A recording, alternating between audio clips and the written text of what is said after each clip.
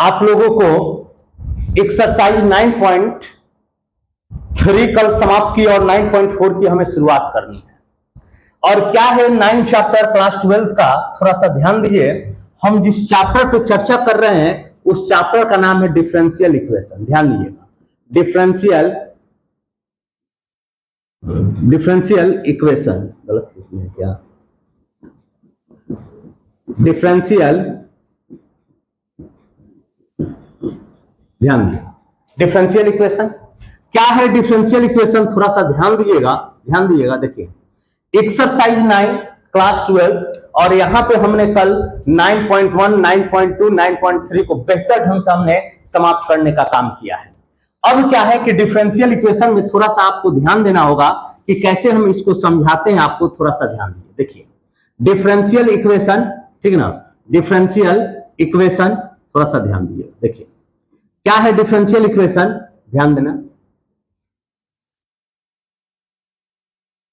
Differential equation, ठीक,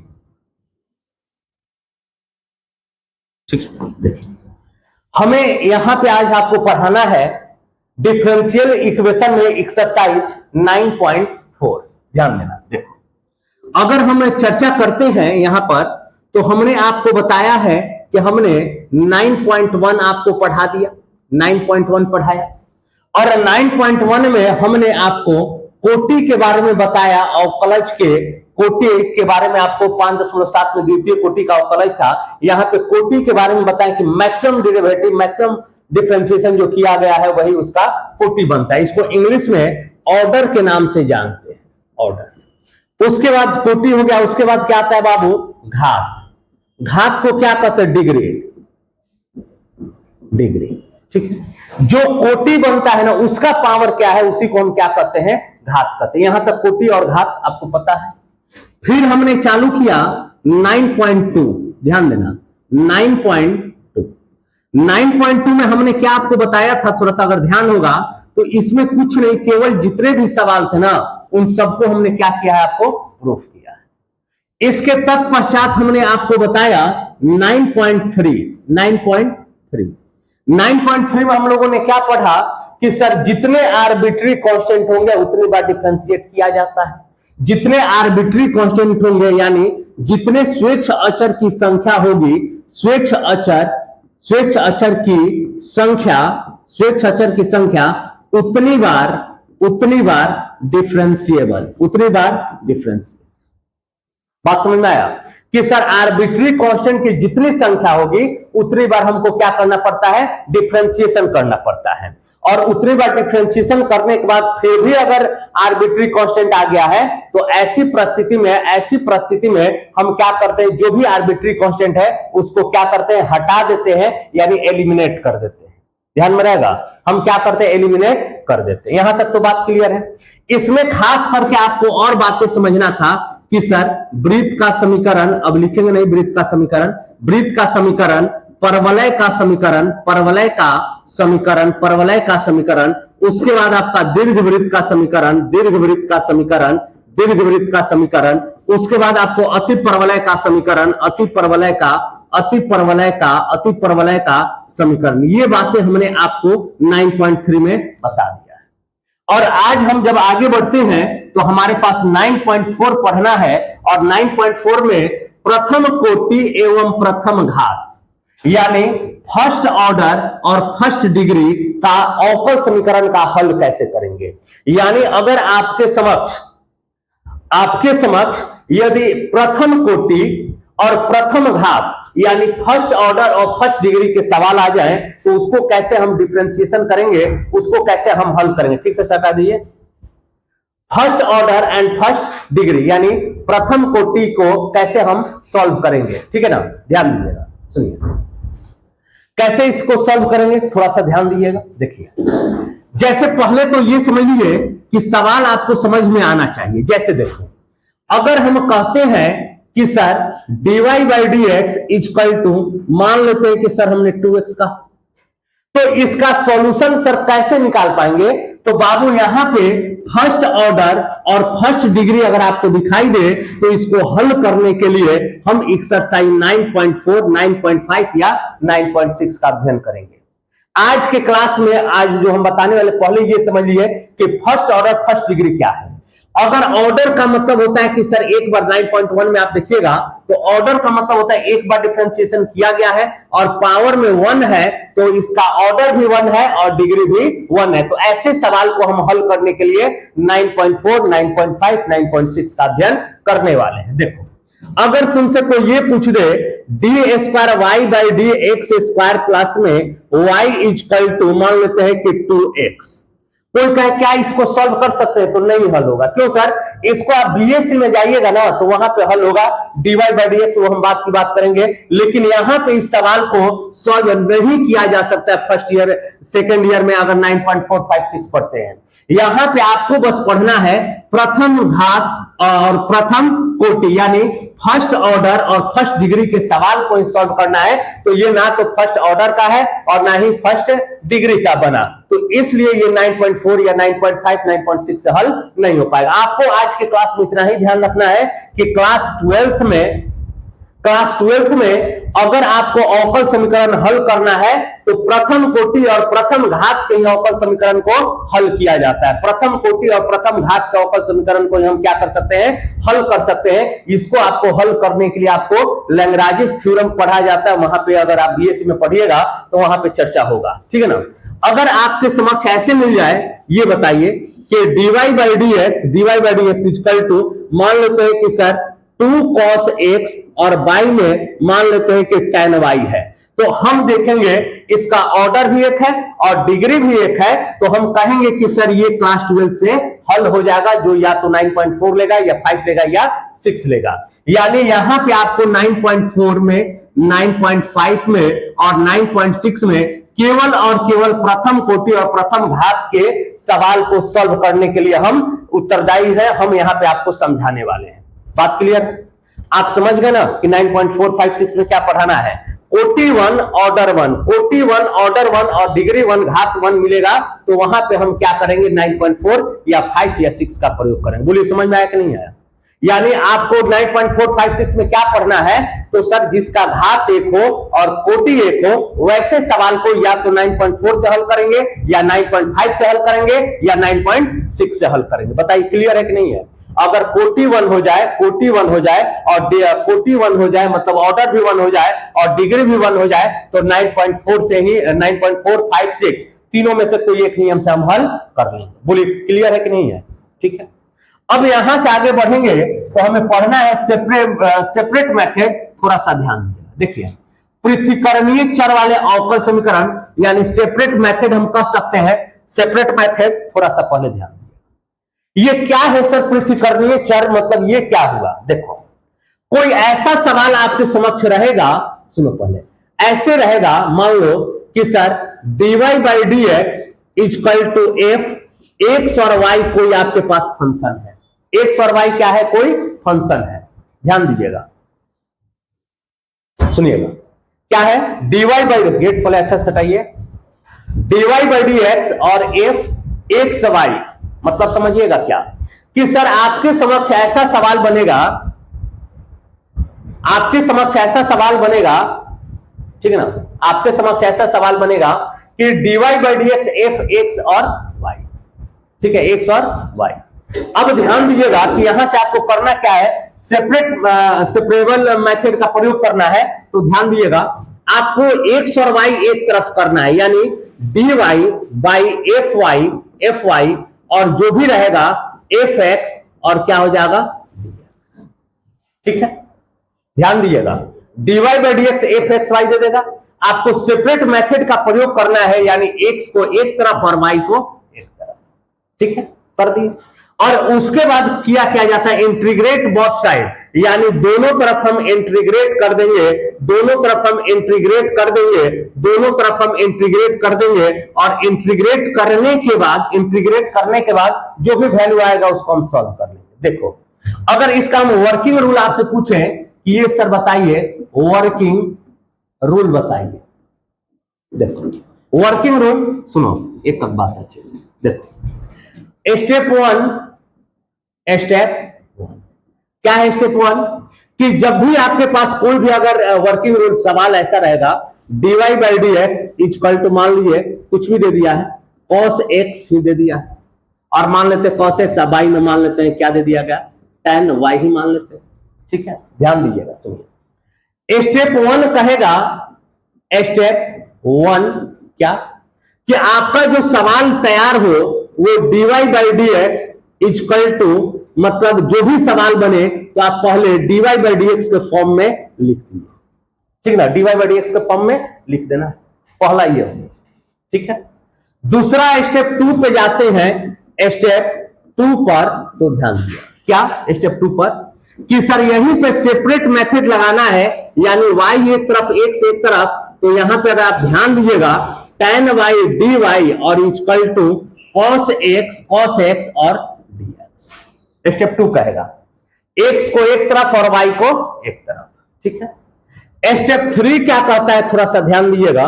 step three क्या कहेगा, सुनिएगा स्टेप थ्री, कि यहां पे आपका स्टेप थ्री ये कहेगा कि सर सॉल्व कर लीजिए। सॉल्व कैसे सॉल्व करना है, तो ये ध्यान रखिएगा, इंटीग्रेट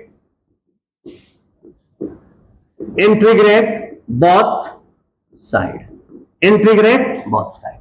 यही तीन गो नियम से आप कोई भी अगर आपको सेपरेट मेथड मिल जाए तो यही तीन गो, पहला dy बाई डी एक्स लिख लेना, दूसरा x को एक तरफ y को एक तरफ और x को एक तरफ, यही सेपरेट करना रहता है। और जब यहां पे हो गया तो सॉल्व करने के लिए इंटीग्रेट बोथ साइड, यानी दोनों तरफ आप क्या कर लेना, इंटीग्रेशन कर लेना, समाकलन कर लेना, और वहां से सॉल्व करने के बाद आपका जो भी वैल्यू आएगा वही आंसर हो जाएगा। बताइए समझ में आया कि नहीं वर्किंग रूल? सवाल बताएंगे तो आपको और बेहतर ढंग से समझ में आ जाएगा। चलिए, है क्या, हम सवाल समझाते हैं बाबू, टेंशन मत लीजिए। चलिए एक सवाल लेते हैं, आपकी किताब का ही लेते हैं, एक्सरसाइज 9.4 का पहला सवाल। सुनो 9.4 का पहला सवाल देखो क्या है। मान लो कह रहा है कि dy by D x equal to 1 minus cos x by 1 plus cos x, ये सवाल।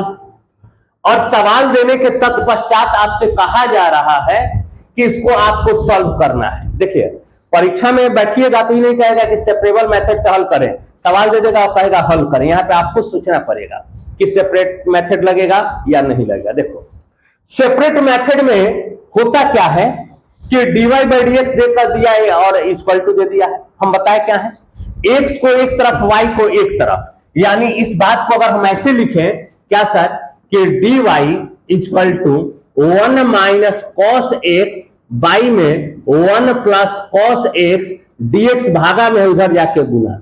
बोलो कोई दिक्कत है? बोलिए, एक सेपरेट हो गया ना, y एक तरफ हो गया, x एक तरफ हो गया। ठीक है, इसके बाद क्या बताए थे, integrate both side, integrate both side, यानी दोनों तरफ इंटीग्रेशन करना होगा। तो इंटीग्रेट बोथ साइड यानी dy equal to 1 minus cos x और बाई में 1 प्लस कॉस एक्स, और क्या हो जाएगा? कोई दिक्कत है तो बताओ। पहला स्टेप तुमको बताएं, dy बाई डी एक्स स्पष्ट दिया गया है, y को एक तरफ x को एक तरफ, यही आपका सेपरेट कहलाता है।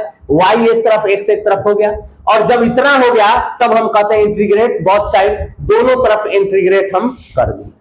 कोई दिक्कत?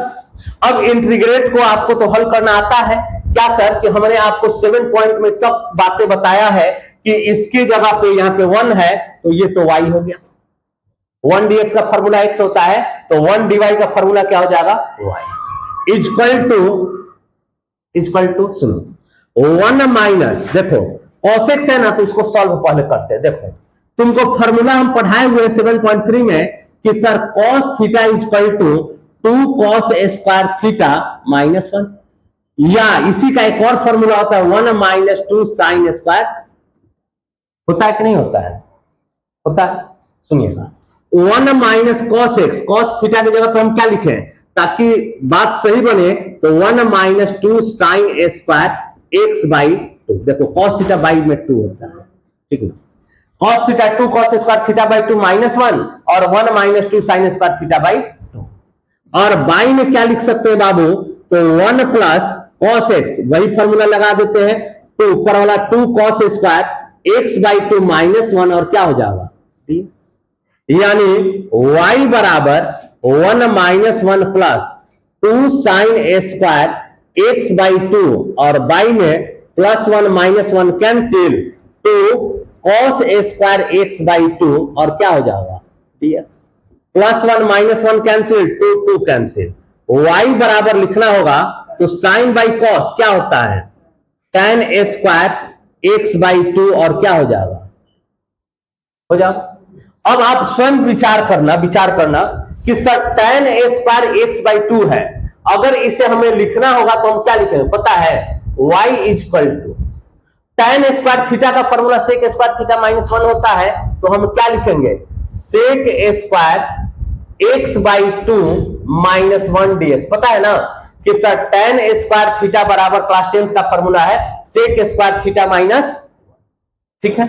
अब इंटीग्रेशन में फॉर्मूला तो तुमको याद होगा कि sec स्क्वायर x का फॉर्मूला क्या बनता है tan x बाई 2, ये तो याद ही होगा, ठीक ना, 7 चैप्टर में पढ़ाए हुए हैं। तो tan x बाई 2, और आपको ये भी बताए थे x के साथ जो डिवाइड में वो मल्टीप्लाई में, अगर x के साथ जो मल्टीप्लाई होता है वो डिवाइड में, -1 dx का x और प्लस में c, यही हमारा आंसर। बोलो अगर कोई दिक्कत है तो। सेपरेट मेथड समझ में आया, dy बाई dx, पहले x को एक तरफ y को एक तरफ, दोनों तरफ इंटीग्रेट करके और फिर जो आंसर आ जाएगा हम सॉल्व कर लेंगे, जो आंसर आएगा वही हमारा आंसर बनेगा। कोई दिक्कत? जैसे एक सवाल समझो, सुनो, 2 नंबर सवाल कह रहा है ना बाबू कि dy by dx equal to root में 4 माइनस x स्क्वायर, ठीक, 4 माइनस वाई स्क्वायर, माफ 4 माइनस वाई स्क्वायर, ठीक ना, 4 माइनस वाई स्क्वायर, ये सवाल दिया गया। कोई टेंशन नहीं लेना है, कोई टेंशन नहीं, सेपरेट मेथड का सवाल है, dy को एक तरफ, x को एक तरफ, y को एक तरफ। तो ध्यान देना, सुनो, इस बात को अगर हम ऐसे लिखें कि सर dy बाई रूट में 4 माइनस वाई स्क्वायर बराबर dx, गलत है? बोलिए गलत है क्या? गलत तो नहीं।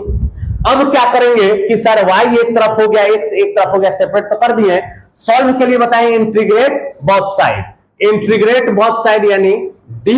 अच्छा एक बात समझिए, 4 है, इसको 2 का स्क्वायर लिखे तो गलत है, और माइनस में y square equal to integrate 1 dx का है चाहे dx का है, बात एक ही होता है, बात तो जानते ही हो। अब समझो, एक फॉर्मूला 7.4 में, हाँ 7.4 में एक फॉर्मूला पढ़ाया है, 1 बाई रूट में A square minus x square dx equal to, बता दो क्या होता है, sine inverse x by A plus में। याद है जी?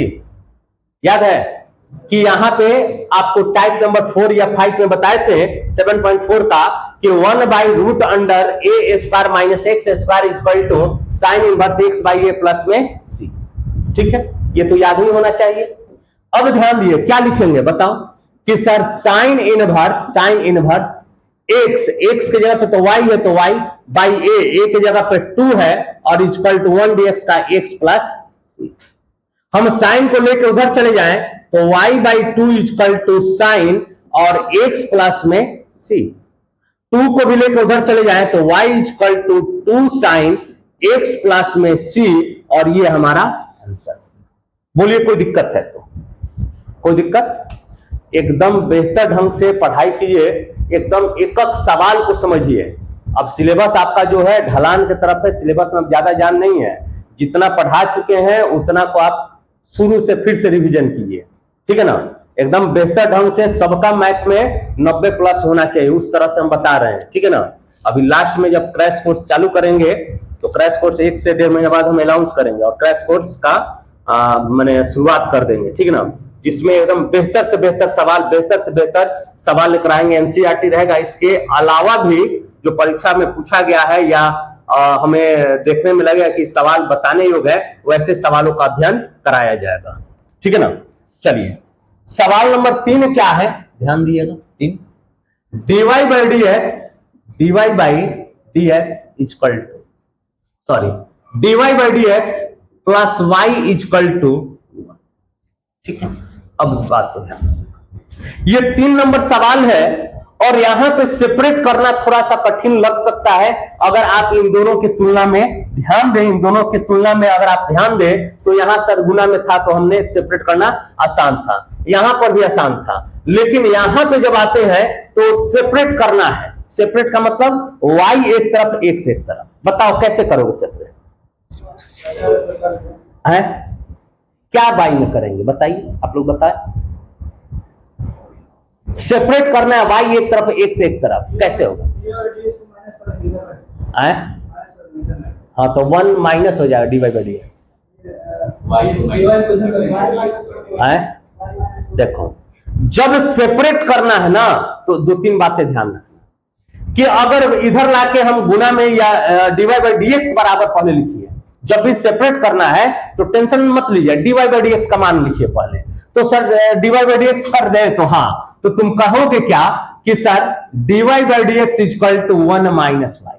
सेपरेट मेथड में ये ध्यान में रखना कि अगर सेपरेट करने में तुमको दुविधा है तो x dy बाई dx का मान लिख लो, लिख ली, बोलिए कोई दिक्कत?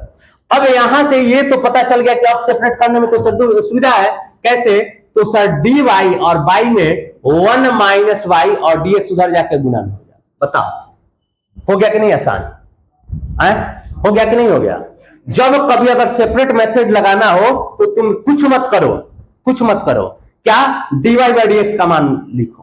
हो गया, सेपरेट हो गया ना। अब क्या सेपरेट जब हो जाता है तो इंटीग्रेट बोथ साइड, यानी dy बाई 1 माइनस वाई और क्या हो जाएगा 1 हो जाएगा कि नहीं हो जाएगा? बोलिए हो जाएगा। अब ध्यान दीजिएगा, अब तो हल करना है।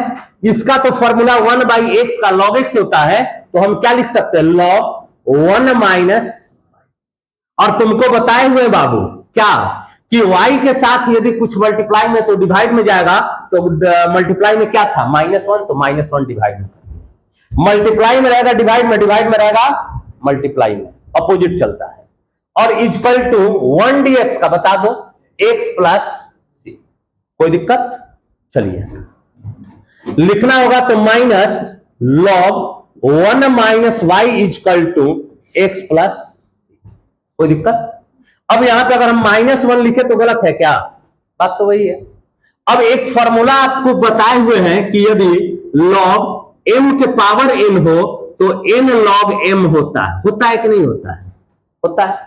अब यहां पे ध्यान दो, n log m, n log m, n ये हो गया -1 log और ये m हो गया, तो n log m रहेगा तो हम लिख सकते हैं क्या? हम लिख सकते हैं कि सर log 1 माइनस वाई के power -1 equal to X plus C. कोई दिक्कत है तो बोलिए, ठीक है। इस बात को ऐसे भी लिख सकते हैं क्या कि sir log 1 by 1 minus Y के power -1 equal to X plus C. बोलो लिख सकते हैं? लिख सकते हैं नहीं? कैसे सर? -1 हट जाएगा, ठीक ना, लिख सकते हैं। अब ध्यान दीजिए कि log हटता है ना, तो 1 माइनस वाई इक्वल टू इधर e के पावर x प्लस सी, e के पावर x प्लस सी हो जाएगा, ठीक है। अब यहां से अगर लिखना होगा तो हम क्या लिख सकते हैं? क्रॉस मल्टीप्लीकेशन कर दे तो e के power x plus c equal to 1 minus y. ये ध्यान में रखना है, यदि मान लो कि log x बराबर 2 है, ठीक है ना, तो आप इसको लिखना हो तो x इक्वल टू e के पावर 2 हो जाएगा, ठीक ना। जो भी log अगर हटेगा तो बराबर में e, और जो भी RHS रहेगा उसको e के पावर में लिख दिया जाता है। इस बात को क्या लिख सकते हैं बताओ? अगर लिखना होगा तो क्या लिखे? बोलो 1 माइनस वाई इक्वल टू, इसको ऊपर लेके चले जाए तो e के पावर -x माइनस सी हो जाएगा, लेके इधर आ जाए 1 माइनस e के power -x minus c equal to y, यानी y equal to 1 minus e के पावर -x माइनस सी। कोई दिक्कत है तो बोलो, ठीक है। चलिए बताइए समझ में आ रहा है या नहीं आ रहा है? ये बताओ समझ में आ रहा है कि नहीं आ रहा है? ठीक है।